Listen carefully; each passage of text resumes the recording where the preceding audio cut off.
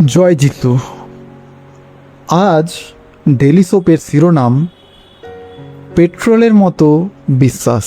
হ্যাঁ, আপনি ঠিক শুনছেন, পেট্রোলের মতো বিশ্বাস।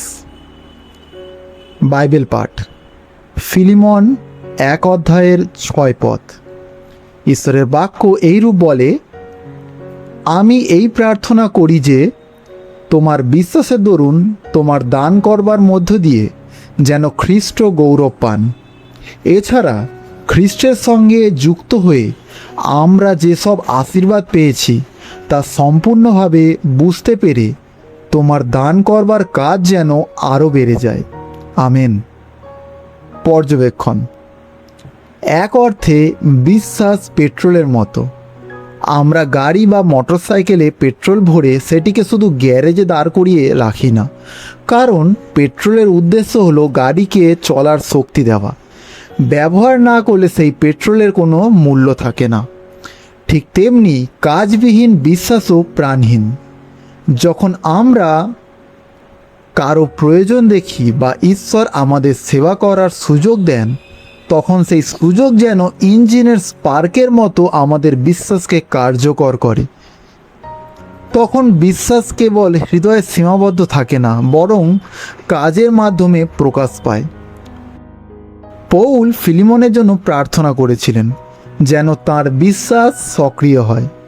এই চিঠির মাধ্যমে তিনি ফিলিমনকে তার পালিয়ে যাওয়া দাস অনিসিমকে আবার গ্রহণ করতে এবং তাকে ক্ষমা করতে উৎসাহ দিয়েছিলেন।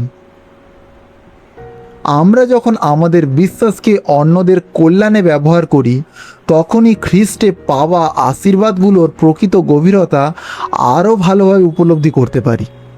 Amen, amen, amen. প্রয়োগ, আমাদের হৃদয়ে বিশ্বাস শুধু অনুভূতির বিষয় নয়, এটি আমাদের কাজ করার শক্তি দেয়। আজ আমরা আমাদের বিশ্বাসকে কার্যকর করতে পারি। প্রয়োজনে থাকা মানুষের জন্য আন্তরিকভাবে প্রার্থনা করে, যীশু খ্রিস্টের সুসমাচার অন্যদের সঙ্গে ভাগ করে নিয়ে, ক্ষমা, ভালোবাসা ও দয়ার মাধ্যমে মানুষের পাশে দাঁড়িয়ে, বাস্তব ও ব্যবহারিক উপায়ে অন্যদের সেবা করে। যখন আমাদের বিশ্বাস কাজের মাধ্যমে প্রকাশ পায়, তখন মানুষ আমাদের জীবনে খ্রিস্টের ভালোবাসা দেখতে পায় এবং ঈশ্বর মহিমান্বিত হন। হালেলুয়া। প্রার্থনা, হে প্রভু, আজ যখনই তুমি আমাকে কাউকে সেবা করার সুযোগ দেবে, তখন আমাকে তা চিনতে এবং আনন্দের সঙ্গে সাড়া দিতে সাহায্য করো। আমার বিশ্বাস যেন শুধু কথায় সীমাবদ্ধ না থাকে, বরং ভালোবাসা, সেবা এবং অনুগত্যের মাধ্যমে কার্যকর হয়ে ওঠে। তোমার ভালোবাসা যেন আমার জীবন দিয়ে অন্যদের কাছে প্রবাহিত হয়। যিশুর নামে প্রার্থনা করি।